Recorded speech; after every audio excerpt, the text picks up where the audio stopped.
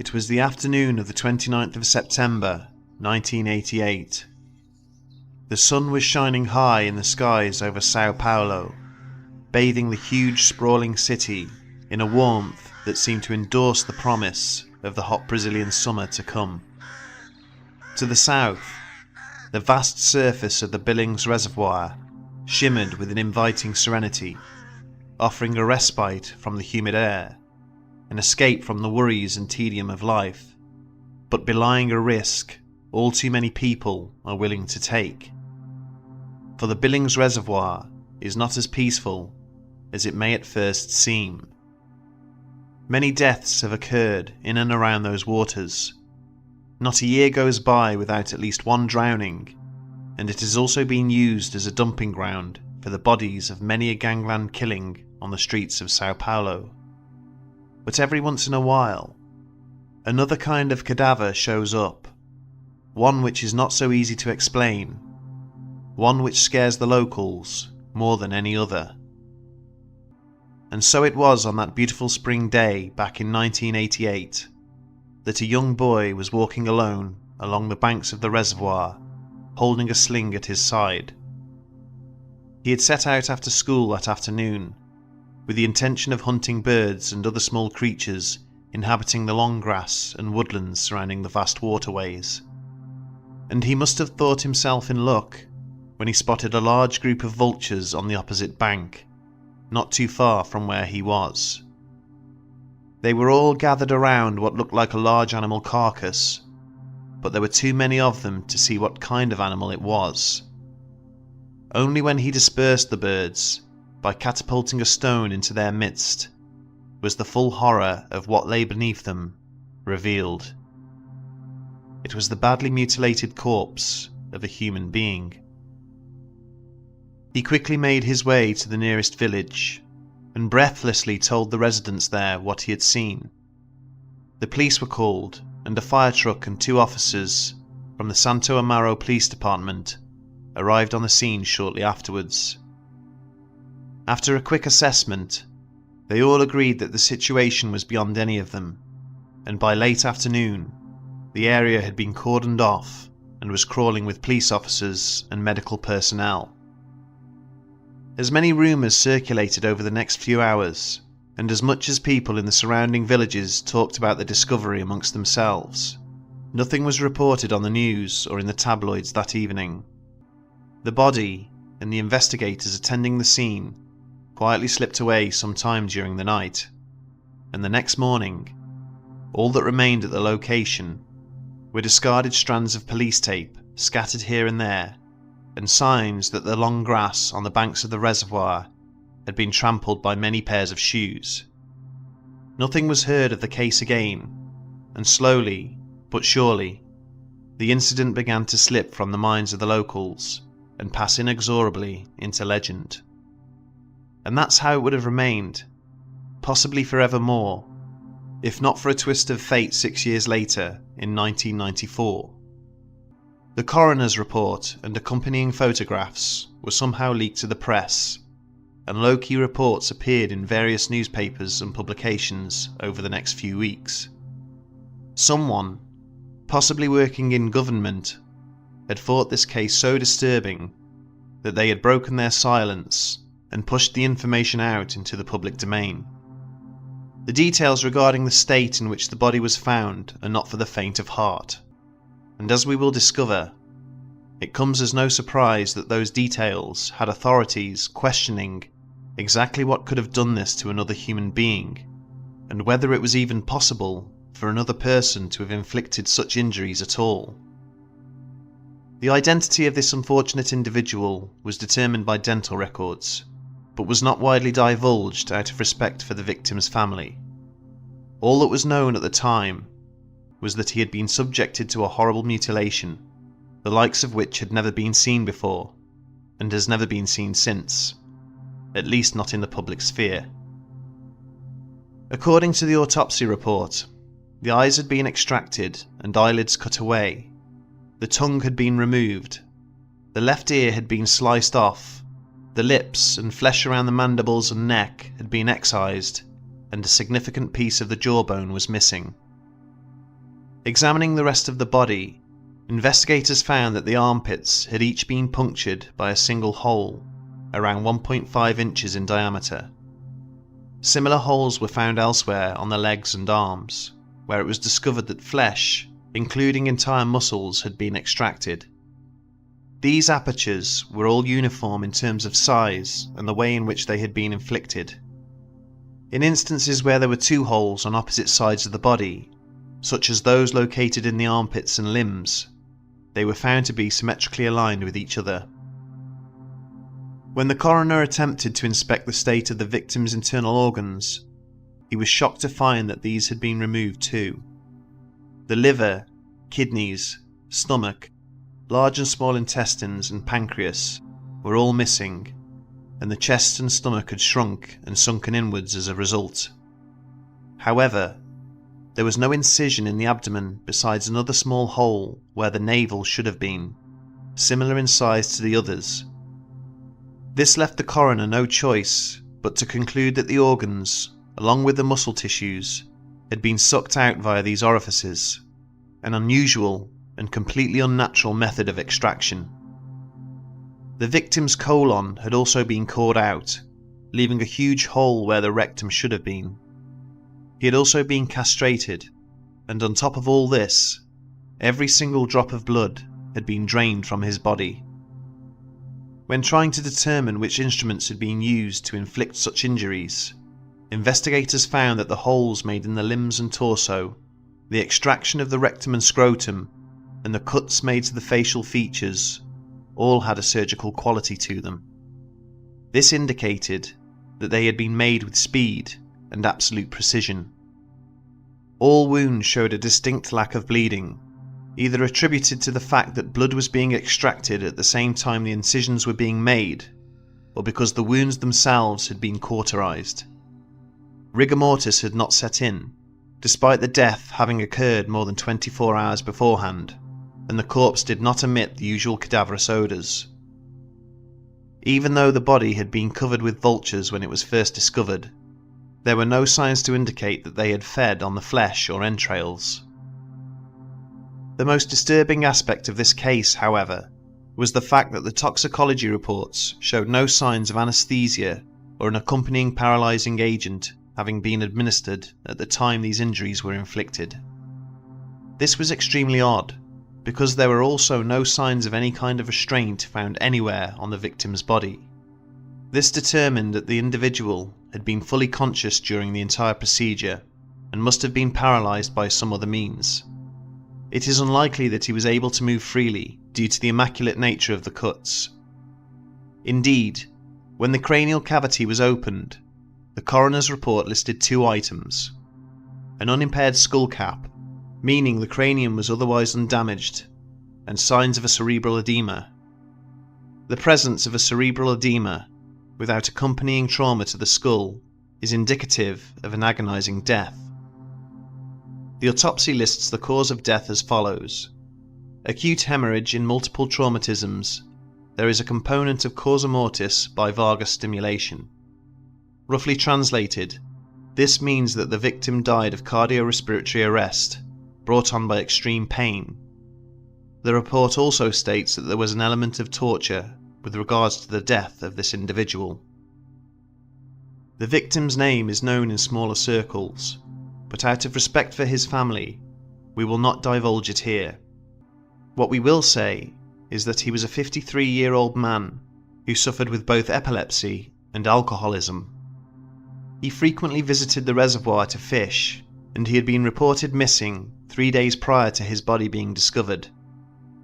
Police found his clothes hidden in the woods on the opposite bank, suggesting that he had taken them off and had then swam 80 meters to the other side for a more lucrative fishing spot. Family members confirmed that this was a usual habit of his. He had been taking Gudernal for the epilepsy, and authorities initially believed that he had mixed alcohol with his medication, and that this had resulted in him experiencing a strong reaction, collapsing and dying after a strenuous swim. They believed that his body was then preyed upon by scavengers such as rats, insects and vultures, and that his injuries were a combination of decomposition and animal predation post-mortem. However, it was quickly established that this was unlikely due to other findings in the coroner's report. The victim had not been dead long enough for natural decomposition of the suggested magnitude to have taken place, nor had enough time passed in order for animals to have eaten the amount of flesh and organs that were now missing. Add to this the fact that there were no signs of predation even having occurred. There were no bite marks or telltale signs that are usually left by the beaks of carrion birds. All incisions were of an unnatural, possibly man-made origin. Despite the seemingly overwhelming evidence to suggest that foul play had occurred, investigators quickly closed the case and dismissed it as an unfortunate tragedy, stating that the man had died of natural causes, attributed to his illness and lifestyle choices. For this reason, the case is not widely known outside of Brazil, and even inside of Brazil, you would be hard-pressed to find someone who was familiar with the specifics. Authorities have been accused of covering up the wider details regarding this death, and there is, in fact, evidence to support this claim. The fact that the case only came to light 6 years after the incident via an internal leak speaks volumes about a possible desire to keep it out of the mainstream press. Furthermore, in almost every single article regarding this story, the location the body was found is almost always incorrectly reported as Guarapiranga Reservoir. This is a falsehood. The body was discovered on the banks of the much larger Billings Reservoir, a few miles to the east, and although geographically speaking, the two waterways are close to one another, the body was nowhere near Guarapiranga. This has led many researchers to believe that some of the details were incorrectly reported in order to further throw the public off the scent. But why do this if it was believed to have been a natural death? Why the secrecy to begin with? Theories regarding what happened to this unfortunate individual have been varied to say the least, but ultimately it comes down to just 4 possibilities, 2 of which require an open mind. First of all, if we are to look at this case with due diligence, we must question the official explanation, as at first glance it does not appear to stand up to scrutiny when we take into account the details of the coroner's report. As we have said, the presence of a cerebral edema suggests that this man died a very painful death, and whilst it is true that sufferers of epilepsy do not feel any pain during a seizure, there is no denying that the body itself goes through a variety of trauma, of which a cerebral edema is a rare but possible outcome. A particularly bad seizure will cut off oxygen supply to the brain, which in itself will cause varying degrees of damage, if not outright death. However, the autopsy clearly states that the victim had died from cardiac arrest. Whilst it is also very rare for an epileptic fit to cause such complications, seizures do increase a sufferer's heart rate considerably during an episode, and if violent enough, could cease heart function if particular variables regarding the person's lifestyle are met. As we have already learned, this individual was middle-aged and an alcoholic, and therefore could have had a compromised cardiorespiratory system under those circumstances. Although very unlikely, it is not beyond all possibility that both the cerebral edema and heart failure were brought on by an epileptic seizure. This still leaves the question, though, of how the injuries inflicted to the rest of the body had occurred. Some have speculated that the apertures could have been caused by some form of burrowing animal, which preyed upon the body after death and consumed the flesh and internal organs from within. But the uniformity of these holes, and the fact that they had a surgical quality to them, invites a degree of scrutiny upon this theory, particularly because of the cauterization of some of the wounds, which is wholly unnatural to say the least. As already determined by the coroner himself, it is highly unlikely that these abrasions were caused by predation or decomposition given the timeframes involved. So the question must be asked, could this individual have been murdered? And if so, who could have inflicted such injuries upon another human being?